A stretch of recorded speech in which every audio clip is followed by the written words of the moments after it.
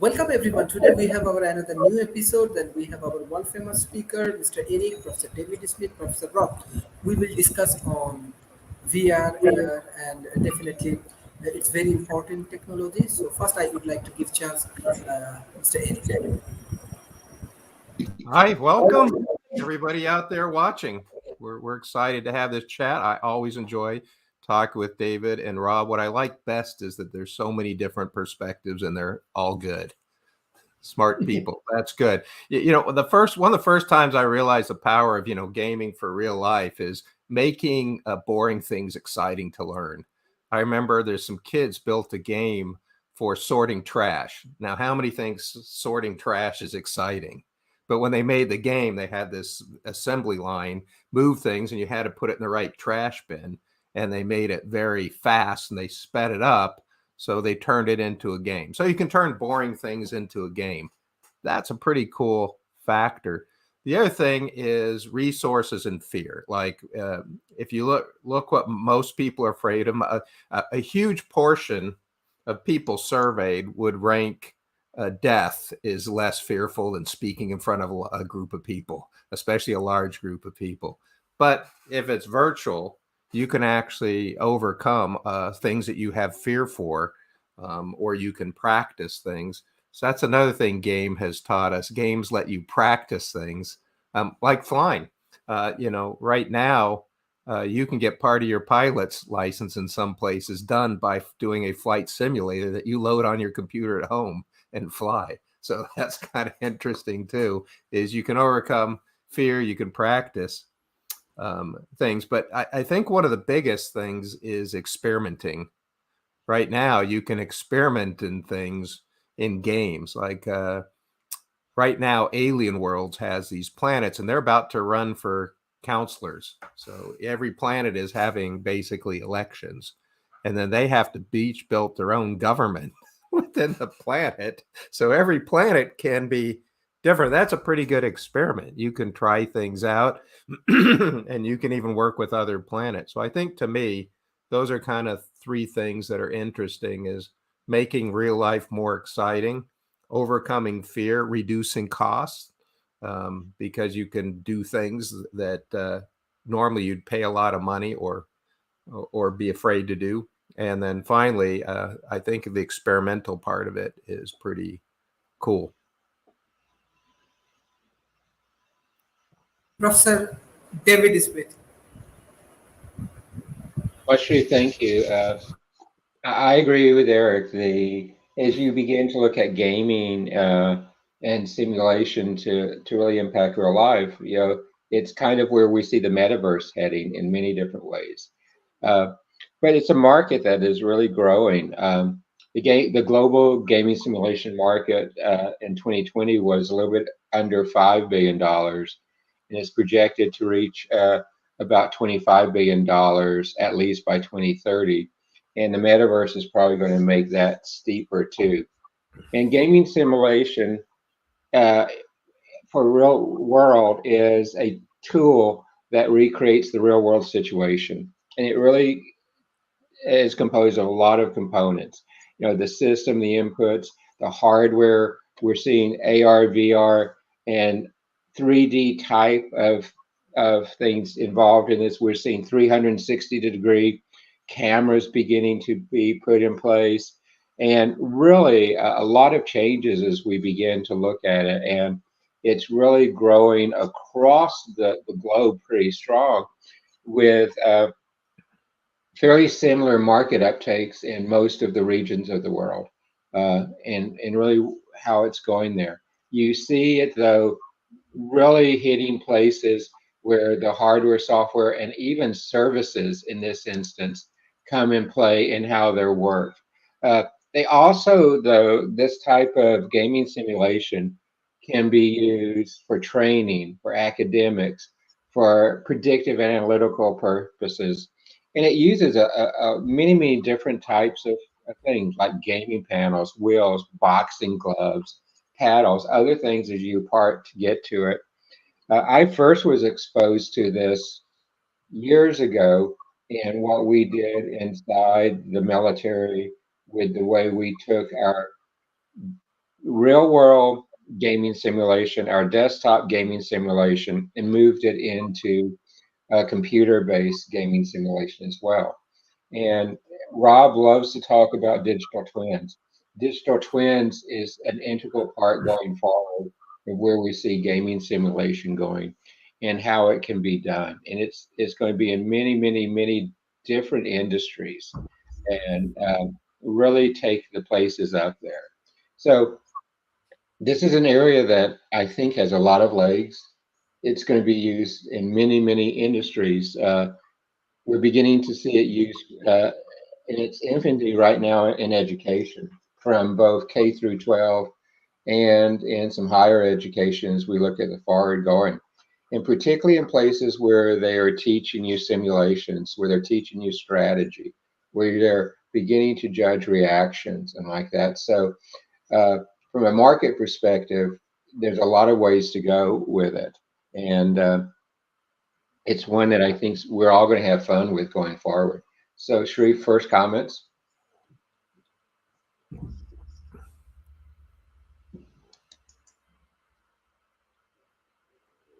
If you're muted. I'm assuming you passed that to me. All right. Yes. Assuming you guys can hear me. Professor Rob, yes. Okay, thank you. Gaming simulation. This goes back a ways. Back when I was in college, we had an entire course on using game simulation to make decisions. Monte Carlo was the model that we most frequently fell on. But Monte Carlo allows for the creation of basically a mathematical model where you assign random variables to unknowns, and then you run the simulation multiple times to develop probabilities of various outcomes. And by doing so, then you can not only better anticipate what is likely to occur, but what the collateral damage or unintended consequences of certain decisions might be. That's, by the way, a fairly significant problem today. Folks make decisions, don't recognize the collateral damage of those decisions, and then regret the decisions as a result. Of the best example, I think, near term of a high visibility bad decision was Elon Musk's attempt to buy Twitter, which has turned into a massive mess for all parties. He did not at all anticipate. I mean, he anticipated that the Twitter board would reject his offer. He did not at all anticipate the fact that Tesla buyers would start canceling their orders as a result of his effort to take over Twitter and pronouncing that he would put a bunch of people back on the service that had been taken off it. The Tesla buyers objected, and his potential sales outlook was reduced, and the valuation of Twitter took a hit in excess of what it was going to cost him to. If Tesla took a hit in excess of what he was going to pay for Twitter. In fact, he lost personally more money on that deal than in the stock reduction than he was going to pay for Twitter. So he, without buying Twitter, he incurred the cost regardless. At least on paper. It's used in general to try to anticipate future events. The metaverse and NVIDIA's tool Omniverse is in effect an application of game concepts, as others have pointed out, to create things like digital twins, and then to use that for things like monitoring smart cities, building and testing highly automated factories, and it's heavily used in trying to determine how autonomous cars work on the roads. As I was just gone last week in Israel, and the last day they had us on the Tel Aviv roads in a level 2+ and a level 4/5 car. And it was quite an experience. Certainly taught me that perhaps I didn't want to be a passenger in one of these vehicles, because they are very responsive to any threat. And if you ever thought about riding a rabbit when being chased by a bunch of dogs, that's kind of what the experience is. The car is constantly setting up to dodge for drivers that are driving insanely. And in fact, if you want some real entertainment, drive in Tel Aviv sometime. Apparently all the driving rules are taken as suggestions there. and it wasn't uncommon to come down a 2-lane road, a bidirectional road, and having people thinking it was a one-way road, and you were going the wrong way. So the really no concern parking on sidewalks didn't really matter. Getting out of the cars in the middle of the road and leaving the car right where they left it. It makes the driving experience quite exciting. But it does showcase that that if a car, because I'm not sure I could drive in that environment. If a robotic car can drive in that environment, then it can probably drive any place. But you will have to become comfortable with the overall effort, because my hitting the phantom brake pedal pretty much drove my right leg nuts. I kept attempting to stop the robotic car before it hit what I was convinced was an impending disastrous collision. It missed everything, but it was far more exciting than I thought it was going to be, and an interesting experience. But back to gaming. The idea in all of this is to try to do all your testing in simulated environments, and to make your determinations before a bad event actually occurs. So if you can anticipate a collateral problem, then you can better mitigate it, or you may change the decision so you don't have the collateral damage to begin with. And the overall efforts can be used to train people. Using gamification for training is now a common practice, and it's particularly useful for remote employees that are feeling disengaged. They're not really able to build the natural teams that often form in person. What was termed as the water cooler conversations aren't happening, and so these game platforms are being used to pull these people together and help develop, do team development, team building, and really kind of create the relationships that create loyalty and build loyalty between the individuals. I did run into something else really interesting that I just thought as an adjunct I'd share about what the IDC, which is the Israeli Development Center for Intel, was doing with regard to underemployment and fixing culture. Like every company, Intel discovered that they couldn't get the staff that they needed to fill critical positions, and moving in probably in direct opposition to how Google does things, where they over pivot on skills and background, and make it so that most of the people wouldn't be qualified for even basic jobs. Intel just hired people that were driven, that had good personal behavior, that were highly ethical, and personally motivated, but didn't have engineering skills or technical skills.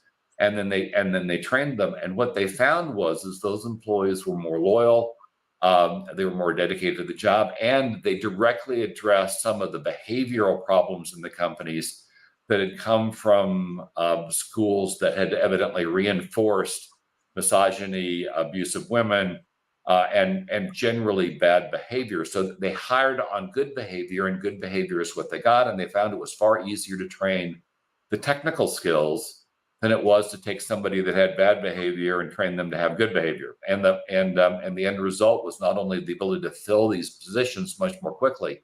And by the way, they use HoloLens for training and actually application for the techs. So when they're doing repairs on the equipment, and the big fabs that they have in Israel are highly automated, so not a lot of people in them, thank God, because I got to wear the bunny suit and it was incredibly uncomfortable.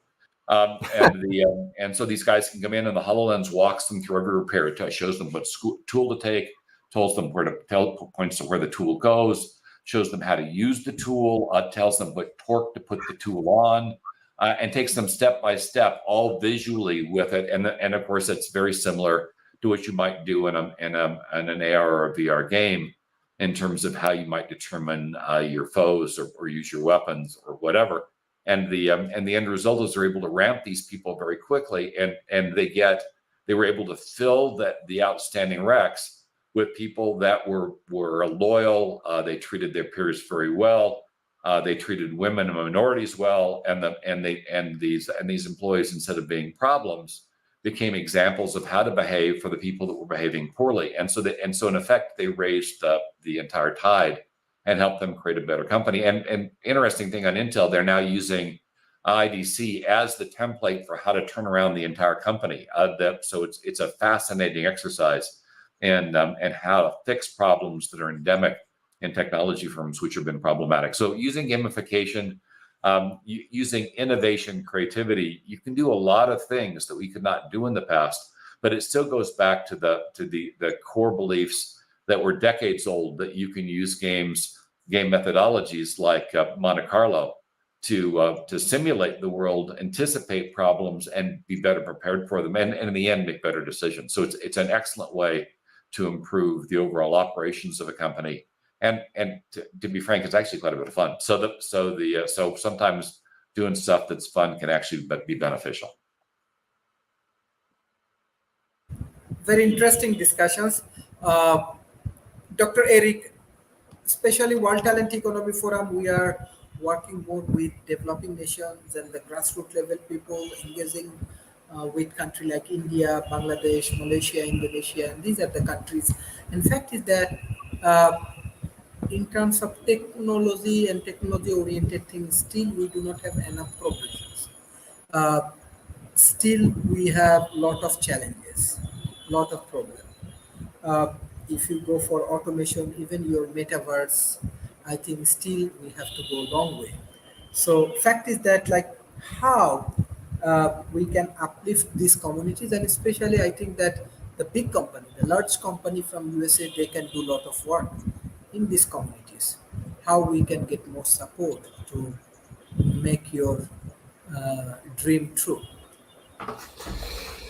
Well, first of all, I feel for Rob in driving. I have driven in Naples, Italy, many times, and those that haven't done that, it's like the Matrix. You can't explain it to people. You can only experience it because it's unbelievable. And I just can't imagine being the one car that follows the rules when nobody else is. I think if we got the majority of people driving the automated cars that followed rules, I think it might work when nobody at all is following the rules. It's pretty tough. And I think one of the first things to realize in your questions about developing countries is the interfaces to these do not have to be high tech at all. For example, one thing I had trouble with was going to the gym, not driving to the gym. That was easy. Not even paying for the gym. They had a new gym open right next to my house where I was, and they offered this deal where it was cheap and you could even bring a friend. So that was for free. That was easy. The problem is just how do you get motivated to do that? So we created a game with a bunch of us in different locations, and we just used text messaging. You know, we would just say how many times we're going, and we would say I'm here, and so just by making the promise to people and doing, and then as we do that, we found more ways to make it fun and exciting. So that's the first thing to realize is, yeah, while VR, XR is cool, and they're putting more of that technologies just, in our phones, you can use whatever interface you have. You can even do it with email and text messaging. And we've even done a lot of things where we had people with their phones interacting with people who were running things on supercomputers. So you actually can bring in the horsepower. We did that a lot when we did things with Internet of Things. I mean, we put software on watches and little sensors that didn't have a lot of power, and the analysis was done somewhere else, figured out, and then loaded locally where it was run. So you can use low tech to do a lot of this stuff, and you can integrate high tech and low tech together. I'll give an example that Rob was talking about, which was models. We actually created a platform and brought people in, and we did a simulation of emergency rescue. You had limited time to go through rough terrain with all these factors and decisions to make in getting these people there. And we'd occasionally throw them more information, like a UAV, unmanned aerial vehicle, would fly over and give you more information. But we put these decision points. Well, do I go here or there? And what we would do is we would run those simulations. Well, if you go here, here's what's expected. And they were physics-based models, and they were real. And the key is this wasn't one company building this stuff. Somebody had the visualization platform, somebody had a geospatial platform, somebody had different companies were running different models, and we were able to integrate all those things so that some very high-tech organizations worked with other low-tech organizations. We were also able to give emergency management people in there to help build this. But the whole key is we kind of built it in a month or two, and we really put it together in a couple weeks. So the key to that power was the fact you had a bunch of people really good at what they're doing, working together to figure out what the problem is. And we involved the operators with the technology providers with developers. And so the developers built the bridge between the technology. And we would often do these kind of exercises where they actually put all those pieces together. We define the platforms, we got the technology, we define the users, and we bring in the developers, but they would actually build these demonstrations sometimes in 2 or 3 days and just do stuff that surprised me every day. And so what does that mean? It means that if you get the people together to define the goals, you get the people who have the technologies, and you get the people that understand how to put those together, you can do partnerships with people that have lots of challenges. And even if it delivers those organizations, we did some stuff, with communication heavy, hard places like ships at sea and submarines.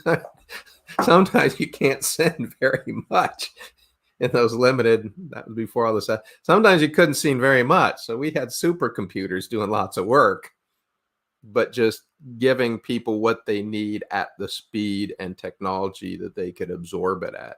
So there is a pretty good blend between low tech and high tech, and people that have different capabilities to do that. And they don't even all have to have internet access to do it. That's the thing we've proven. A lot of people had to set up their own little local networks, and you just had to have some way to get that message in there, even if it was low tech, so that they could play in the bigger game.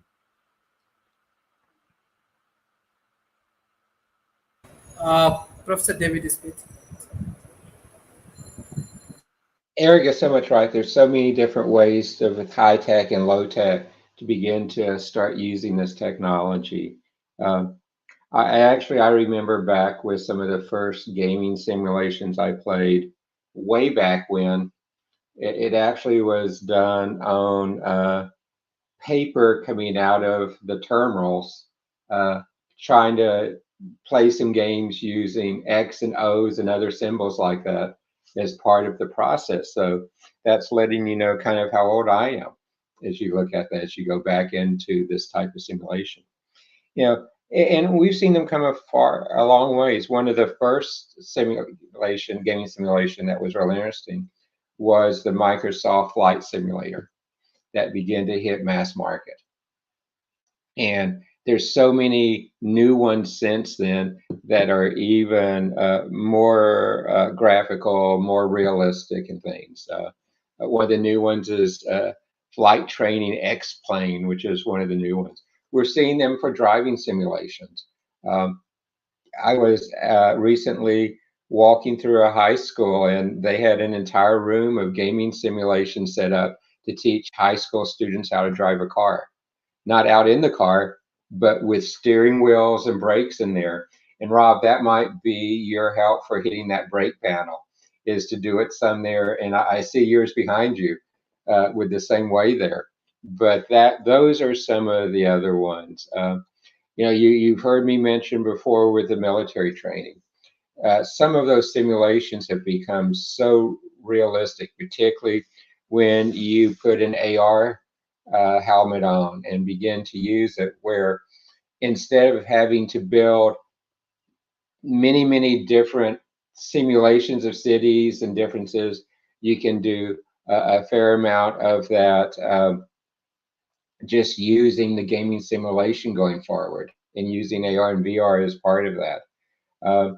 And we're seeing that. I'm particularly thrilled that we're beginning to see quite a few business simulation games coming out right now. And the business simulation games, particularly with the fact that the world is most likely, there's my political answer, most likely headed towards a recession that we're going to have to work through. And the ability to use gaming simulation and using what ifs and looking at the variables are going to help us weather this and hopefully come through it faster and quicker on the other side. And there's one that I have actually installed on one of my machines here and played with this. I mean, it's called Capitalism 2. And since I'm a research fellow at an institute, IC Squared, that was initially formed looking at capitalism, that is a very fun one to play. The other one that some of my friends are actually playing is one of the sim games, and this one is called Sim Refinery. And with the global changes in the oil market, and with the impacts of green technologies and the geopolitical environments, they're having fun with that one, doing gaming simulation, looking at putting real world situations into it and doing variables to play. And some of them are actually using that to guide some of their investments. So you're seeing gaming simulation really go over and interface into real world environments from all different areas like that, training and others. You always ask about impacts in places, and this is a great way to be able to even use gaming simulation as a way to look at other cultures, other elements like that, because in some of the simulations you pick that up. I can tell you, I haven't seen Virginia on this, but when I first started traveling more and more to Brazil, I used some gaming simulations to understand more about the culture, more about the language. And I hate to tell you, I used movies that had English dubbed on top of the Brazilian Portuguese to try to pick up some of the language terms and things like that as well, or at least recognize them. And even in some ways, that is kind of where you see simulation happening and where it's going. And recently, I was as an influence out at one of the larger AI companies in Austin, which was founded by a couple of the guys who developed Watson inside IBM before they left. And it was amazing watching how they use gaming simulation for things like safety. And they could combine really augmented reality and gaming simulation, both offline and online, to do that. The way they were doing gaming simulation with drones and drone clusters, very interesting how you see those pieces put together. And so even AI combined with gaming simulation, combined with the hardware, combined with sensors and Internet of Things and different types of AR, VR lensing, like the Halo lens that Rob talked about earlier. Those are going to be very important as this technology moves forward, as it grows. And like I said earlier, particularly with things like the metaverse happening, I think it's going to even accelerate more than the analysts predict today. So Sharif, I think that is my comments here. Professor Rob. Yeah. Well, the thing about using gamification and simulation is and where I think it could be used much more effectively in schools is to teach consequences.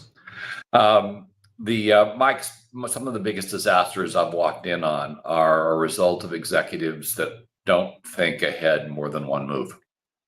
I remember one time, for instance, a team from Microsoft came in, and that was during the time that they were being sued by the European Union, and the European Commission had just hit them with another, I think, $3 billion fine. And $3 billion fines hurt. They hurt a lot, even if you're big. So they were being told that they had to open up their interfaces and be interoperable. And they were excited because they said, well, what we're going to do is we'll open up those interfaces, we'll make it interoperable, and we'll give out licenses, but we are going to charge so much for those licenses. I mean, we're just going to charge those people through the nose for these licenses. And I said, okay, so what do you think the judge is going to do if you do that? In other words, what's the next step you think is going to happen? Because the judge isn't stupid, and she's going to see that what you're doing is you're subverting her order. And do you really think that's going to end well? Now, the end result is they rethought their strategy. Instead of fighting it, they became fighting and charging people through the nose. They actually became really good at interoperability. They implemented relatively low in pair pricing, and the end result is the company actually got more powerful instead of less, because they were no longer fighting the government. They were doing what the government wanted, and because they become really good at interoperation, the customers loved them. And so at that particular time, they were broadly hated. And over the next decade, they went from being broadly hated to being loved again, because they were doing what the customers wanted. They were doing what the government wanted. And the end result, it was more profitable for them. They could have modeled all of that. But the decision makers at the time didn't. And the end result was almost catastrophic. Another time, and this is when I was looking at why IBM almost failed in the 90s. I wrote one of the definitive reports on that internally while I was at IBM. And one of the things that they had started doing was that they had started charging customers for everything. At that particular point in time, IBM was about 92% of the computing market. They owned it, and customers were tied to them. So what we would call now is as a service type of efforts. You didn't buy a mainframe, you rented it, and all the software and services initially came as part of that package. And Sun Microsystems came to market, and with this client server concept. And the right decision would have been to double down on mainframes, fix the problems, and advance the platform and hold their ground. Instead, IBM tried to pivot on client server computing. And so instead of having Sun Microsystems chase them, they were chasing Sun Microsystems. And almost overnight, there were a lot of problems. This was just one of them. A lot of them, but almost overnight, that their mainframe market nearly collapsed. So it came close to absolutely collapsing. And I should point out, 2 decades later, the mainframe after recovery was again their most profitable platform, showcasing that if they made a different decision, the cloud would probably be driven by IBM mainframes today as opposed to servers. I should point out, by the way, that Sun Microsystems later failed for a whole series of really foolish reasons. But again, I think it goes down. Well, I'll give you another example of a horrible decision at Sun Microsystems. After the Twin Towers collapse in September, Sun was convinced that terrorists were going to attack their headquarters. I'm not sure what they were smoking, but they were convinced. And so what they did is, and the building was a 2-story building. And so they hardened the second story so it would take a tank round, but didn't do anything to the first story. So if somebody had wanted to destroy that building, all they had to do was explode the first story. And I had this mental image of all the employees in the first stories with signs saying, "No, the executives are up there. Don't aim down here. Aim up there." That's the hardened facility. But again, they hadn't thought through the decision, and so all the expense they went through to harden that building, not only didn't make it more secure. California is earthquake prone, and you put a lot of weight onto that second story, you create a pivotal problem. And I'm willing to bet you we get a 7.2 or 7.3 earthquake in California, that building is going to come down, and it's going to come down hard. So it's that case of thinking through that next step. If you do this, then what? If you do this, what are the likely outcomes? And thinking through those aspects before making a decision. That's what gamification can do. It forces you to think through consequences. And we know that kids in particular, up until they're about their mid-20s, their brain isn't fully formed, and consequences are a very difficult concept to conceive of. And a lot of the problems and difficulties kids have, both personally and in business, have to do with the fact that they make a decision really fast, something that sounds like really fun. Hey, let's fool around in the workplace. Let's swipe some stuff, and I've had employees that have done that just as a lark, stole some stuff because they thought it would be fun, didn't think through it all. That was going to result in not only their termination, but the collapse of their careers, just for something they hadn't thought through. And so I'm a firm believer in using gamification to start walking kids through consequences at a relatively young age. So they're thinking through what will happen if they make the decision that they make. I mean, we've all been kids, and you remember our parents coming to you, so why did you do that? And you say, well, I don't know. And often we didn't. It was just right there. It was attractive. We did it. The brain never engaged, and we got into a ton of avoidable trouble because we didn't think about what was going to happen as a result of what we did. And gamification can help train people, both young and old, on consequences, collateral damage, and connected events, and that can result in much better decisions, in the ability to make decisions that have a much higher probability of being successful, and a much higher probability of not kicking you in the butt than when you're done with them. The number of CEOs I've worked with that don't seem to grasp that concept, that when you do something, other people are going to react to it, and you need to take into account how they will react, is important. In competitive analysis, which is a place where I spent a good chunk of my career, what we would often profile top executives to determine what it was they would do, and they were so programmatic in their approach. They were relatively easy to determine. So they thought they might be thinking they're doing these things that were incredibly secret, but the reality is we could figure them out right through their behavior, and the end result anticipate what it was they were doing and surprise them with a counter that they were unprepared for. Little things like that you can play out in gamification. One other thing before we move back on to Eric, if you're interested in the tools that are being used right now to gamify, to create digital twins, to create artificial environments, to create Earth 2, GTC is this week. NVIDIA, it's free to attend. It's streamed. The keynote is tomorrow. Even if you don't watch anything else, watch Jensen's keynote. That's an e-ticket ride. No matter how you look at it, you get to see the current state of human digital twins. You'll get to see where factories are being built digitally before they're being implemented, the current iterations of a wide variety of autonomous vehicles, and they're advancing relatively quickly, including autonomous robots and flying vehicles, and some amazing stuff that's happening in medical. I mean, unbelievable stuff that's happening in medical. So it's for 60 to 90 minutes. It's a showcase of what's coming, and that stuff is coming fast. And if you want to be better prepared for it, I suggest you at least watch the keynote, and there may be other things you might want to see as well. But the keynote's worth the price of admission. Thank you, Mr. Eric.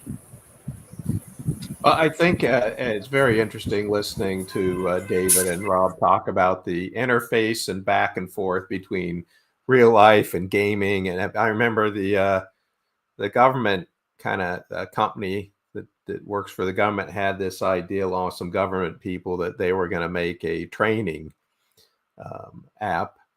And it was actually for submarines. And then the government decided to not go through with it. So they turned it into a game. And then the game got really good. And then the government took it back as a training app. So these things can bounce back and forth. The other thing that I think Rob brought up is how quickly we're starting to be able to integrate the real world into games, changes into games. I know in one of my classes, it was a marketing class, and I had them do marketing for companies that they created, and the students actually had a certain amount of stock, and they moved their stock around to different other students based on how their companies were, and the way they evaluate those companies by what the students put in for our plan. So the students were evaluating their plans, and what we did was we created a real marketing plan for each of these companies, and the students moved their money around.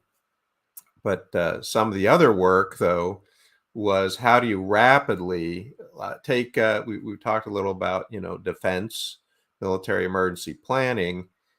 And the challenge with that is they move around a lot. This week it could be Antarctica. Next week it could be Kansas. The next week it could be Dubai. I mean, things really happen in the world all the time. And the problem is, how do you accurately get the updates, that simulation? Especially, let's say a storm comes by and all of a sudden what you had in your simulation isn't real anymore because half of that doesn't exist, or it's changes. Roads aren't there. People make new roads. And I remember helping people use things like LiDAR to go over and quickly make that physical environment change. So that physical environment update was one of the things. But I think one of the things Rob's talking about is there's more and more tools for saying, how do we integrate human behaviors? Another simulation that we worked with was, how do you deploy people to, and how do you plan for emergencies in stadiums? So how do you apply emergencies in stadiums? Something happens, and let's say you have to, what's the best way to evacuate the stadium? And what they did was put simulations that mimic the human mind and behaviors, and they put it in different places in these models. And so, like one thing you found is where you put policemen or helpers in directing, and they found that made a big difference to have people saying, this way, come this way, but where do you put them? How do you deploy them? And that's just one thing. They found that the human behaviors changed depending on how you set that up. But the key is they were able to take these behaviors and put them as individual agents working together very quickly. Like in a matter of weeks, they were able to create that. And you could do that for other things. You could do that for firemen fighting fires, or kind of the stuff that Rob and David were come with. So I think one of the interesting things is how fast we're able to start to take the real world and put it into simulation, and how quickly now we're also able the other way. We were simulating some stuff in the Internet of Things space that we were able to much more quickly than I ever thought put into production, actually factory changing production based on models we ran. They go, ooh, these devices should really be doing this. And then they're able to take that, set that up. Now, this was a big company that we've all heard of with big factories in production. So it wasn't instantaneous because there's a lot of money. But again, something that would have taken years before, they were able to actually change their production and change the hardware in a matter of months. And then I know with the government contracts, they're saying if you want to bid this contract, you need to put a digital twin into your bid. So that's a big thing there, is you could quickly move between real world and business and back and forth.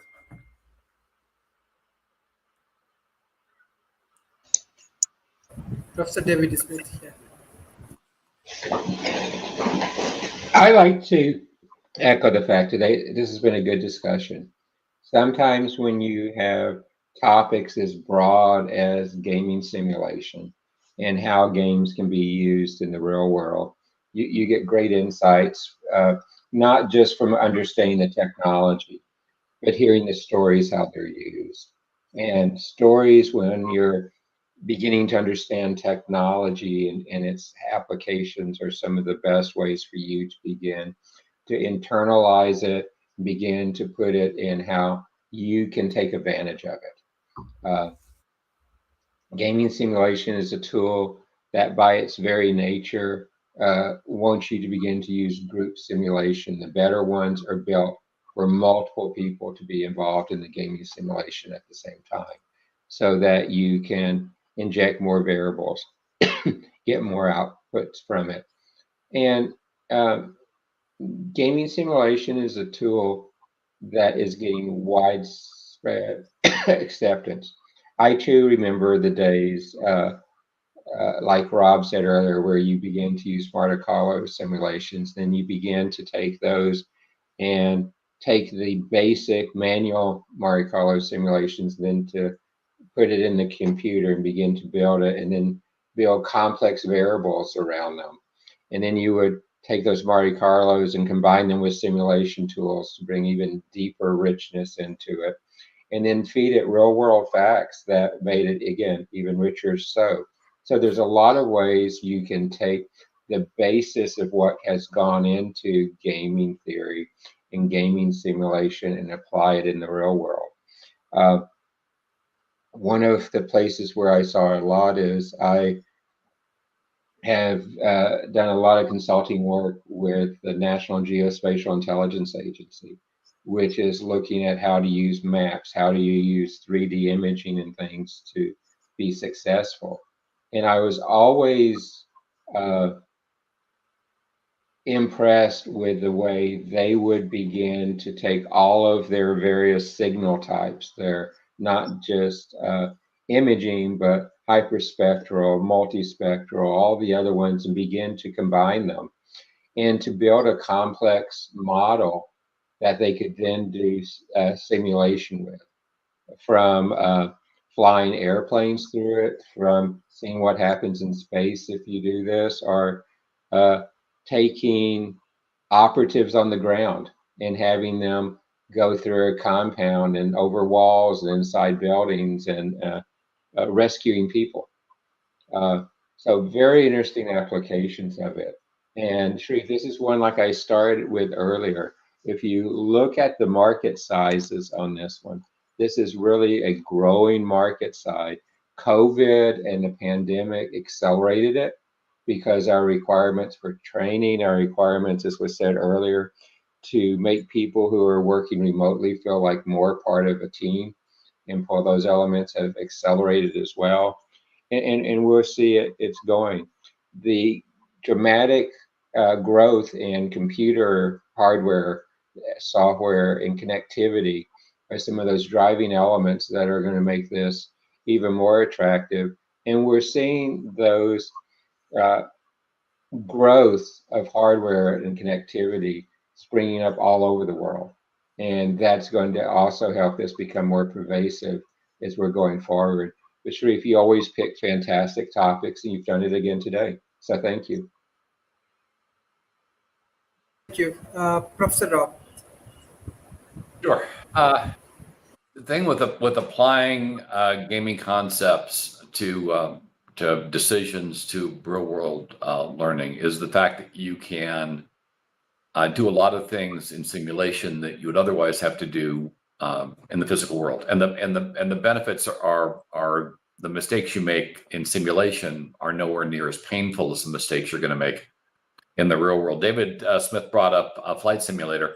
We had a recent event here where I live, where two firemen had gone on vacation, and they'd flown into a high altitude airport. I think it was Colorado. And when they took off from the high altitude airport, they made it a few hundred feet, nosed in, and both of them were killed. Amazingly, I took when I was in junior college decades ago.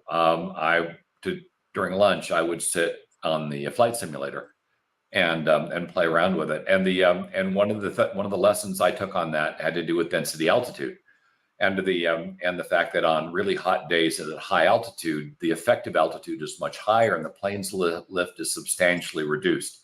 And if you don't learn that lesson, then you're undoubtedly going to take off in an airplane, find out you don't have enough lift, and you're going to nose in. And looking at the crash, that looks like what happened to me, is they didn't realize that the altitude they were at was not the effective altitude of the plane, because it was incredibly hot, making the air far thinner and denying them the lift they needed to take off, and they shouldn't have taken off with the weight that was in the plane.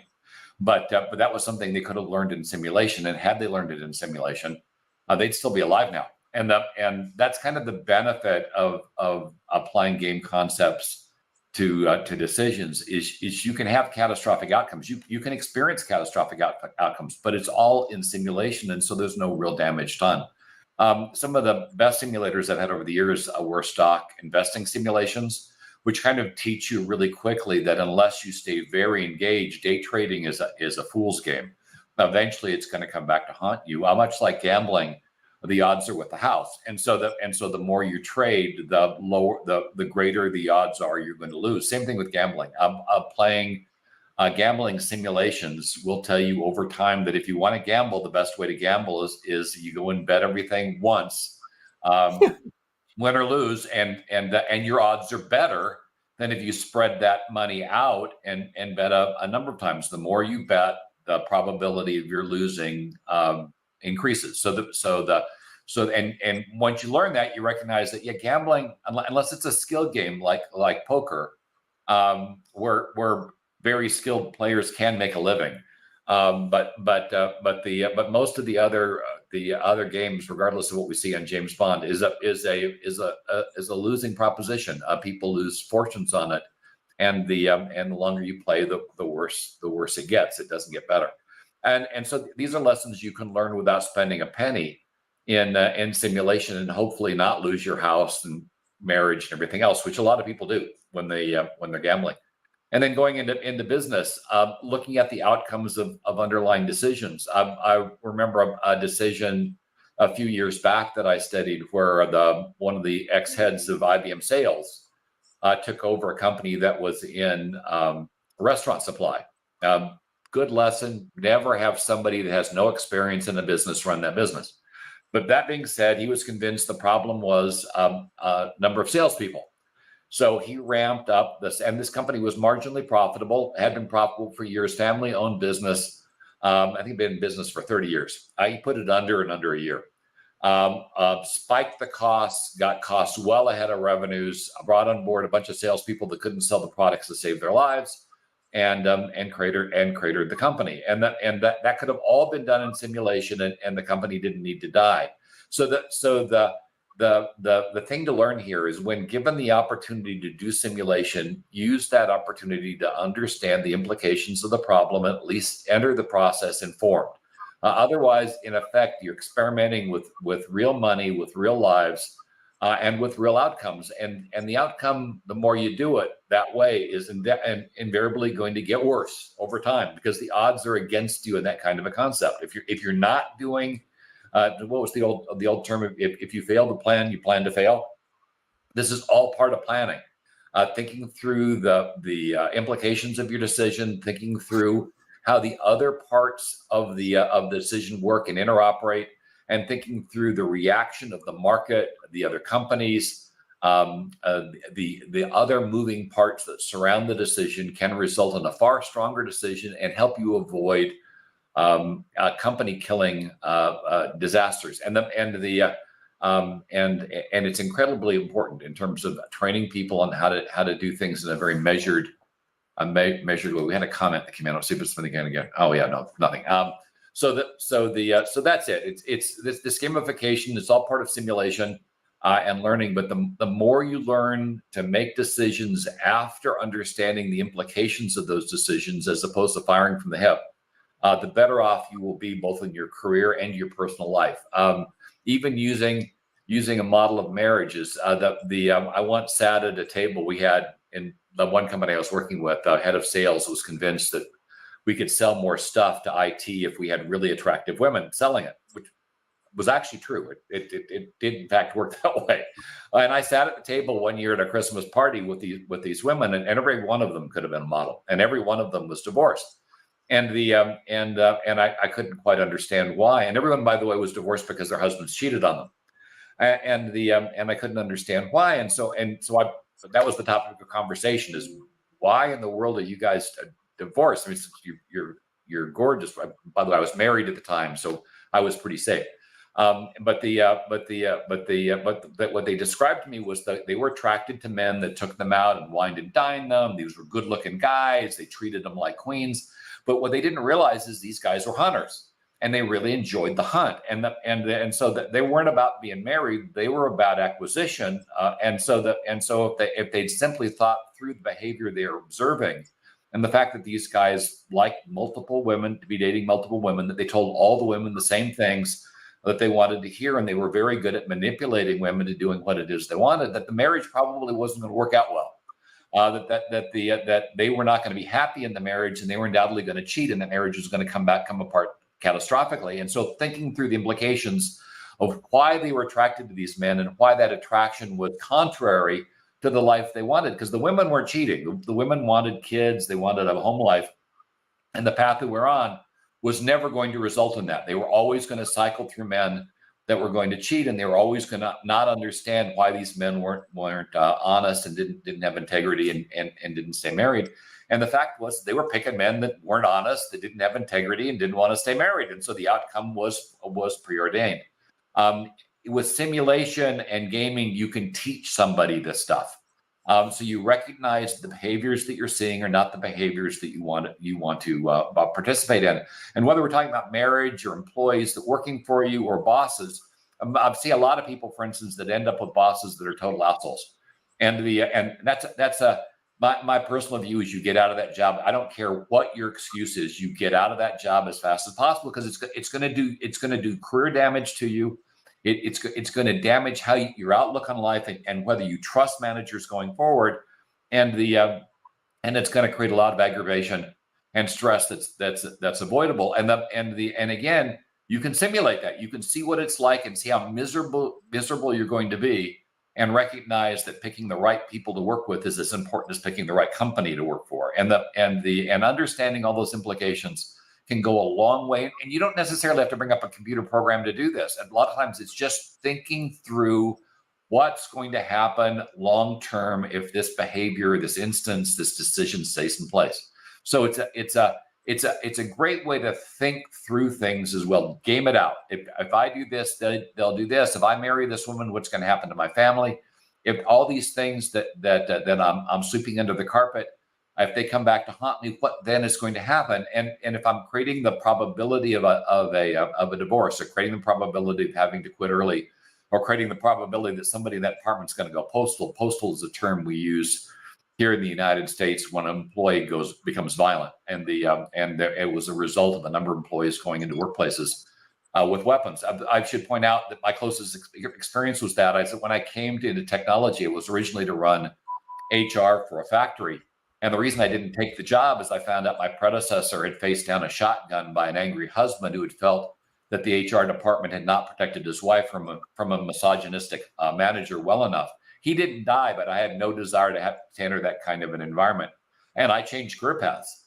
Because I recognized that was going to happen to any company that I went to at the time. Misogyny was widespread, and the chance of a husband going south was just too great for me to take the risk. And lo and behold, the company next to ours, our company had a great place to work department, well behaved, but the company next to ours actually had an employee come into work that he thought had been mistreated, and shot a good chunk of the executives. And so thinking through those kinds of implications when you're interviewing, when you're choosing companies, when you're getting a job, or when you're making a decision as a manager and employee, can help avoid some of the terrible outcomes that some of these companies have experienced, both personally and operationally.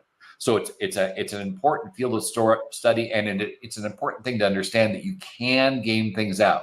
You can think through implications, and you can make better decisions. Thank you. Mr. Eric, what's your concluding remarks for today's session? Well, as we've discussed, gamification can help make boring things more exciting, more fun. So we've learned to apply games in our real life on a common basis. The other thing it can do is reduce costs, let you do things you're afraid of or you don't want to spend the money on because it's too expensive. And the third thing is really about experimenting. Let's try this out, because if we fail, or it's not going to be as catastrophic for us, or we don't know, so we can try lots of things very quickly, where in real life it may take us a long time to try the same thing. But I think Rob brought up a big point, that a lot of this is about decision making, because that's one of the problems we have is we don't really make as good of decisions as we think we do. And even when we make a decision, if we're asked how confident are you in decision, you're usually way overconfident when you compare what we believe with how we feel about it, much later. So I think when we talk about decision making, we can talk about it as one-on-one. I learned something. We talk about a team learning something. But to me, the real thing is, how do you teach an organization or cross organizations to come together? I think that's the big opening. We do this gamification in developing a collaboration platform, and we use that gamification to help create the platform, which is kind of interesting. So we're creating a gamified platform using the platform methodology to create the platform, and the platform's designed to reduce the dysfunction that people have when you make decision making. And I think that is probably one of the most important areas we have is with the decision making. If people want to see more of that, they can look at GoFractally or fractally.com. Thank you. Professor David Smith.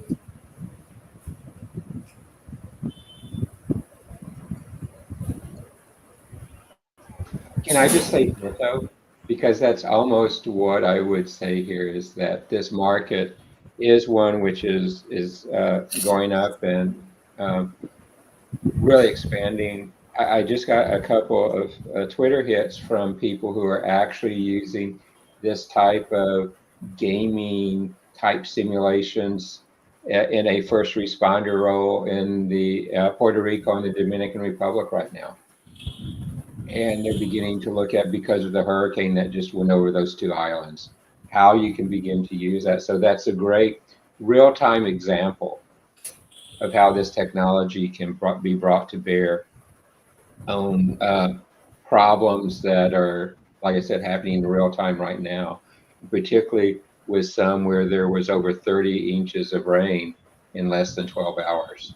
And doing gaming simulations of that are really one of the best ways to do it, because your real world models don't work real well on that because it's not a common occurrence. But as I said before, this has application in so many different ecosystems, so many different markets, so many different segments, from government, education, to the commercial sector, to the military, that it's going to have a lot of legs going forward. And with advances in new graphics capability, advances in hardware, advances in the future of artificial intelligence, and again, I'm going to go back to it, Internet of Things and the metaverse, it's just going to continue to grow and be used. And it's something that the people who watch your program, Dr. Sharif, really should take advantage of and track and see how they can use it in each of their own lives. So thank you. Thank you. Professor Rob. Yeah, real quick, because I know we're running over time. One of the things that simulation can help you wrap your arms around is Dunning-Kruger. And Dunning-Kruger is a study that was done that indicated that the less you knew about something, the more likely you were going to think you're an expert.